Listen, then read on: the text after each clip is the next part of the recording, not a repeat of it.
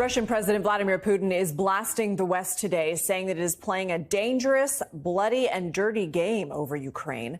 Putin is also accusing the West of seeking global domination and fueling the war.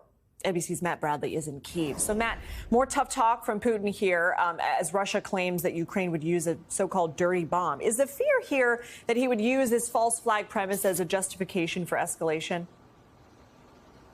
Yeah, that's what the U.S. said. That's what Ukraine said, that if Putin is saying that Ukraine is going to use a dirty bomb, that probably means that Russia is going to be using a dirty bomb. And we heard earlier this week Putin directly saying that he had heard about this dirty bomb talk and sort of parroting what his defense minister had said earlier. But just now, and in fact, just in the last couple of minutes, we heard Vladimir Putin delivering yet another one of his kind of greatest hits speeches. And, he was talking about how it was the U.S. and the West who incited the war in Ukraine, not Russia. And he said that, basically Russia is at war with not just the West, but with Western elites, with a sort of decadent cosmopolitanism that you find in the West.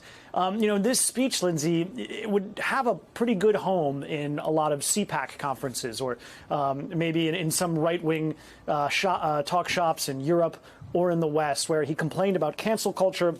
He brought up in the same discussion of the war in Ukraine, talk of transgender children and other issues that really have nothing to do with the geopolitical, really swirling interests that are going around in this region right here. Nothing to do with the men that he's sending to die here in Ukraine. So it was a bit confused, more than a bit rambling.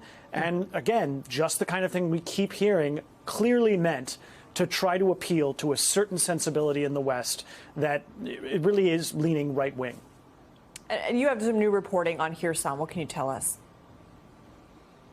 Yeah, this southern city, there's a kind of a pregnant pause there right now. This is in the south. It's a city that was taken very early in the fighting by the Russians. It's been occupied ever since.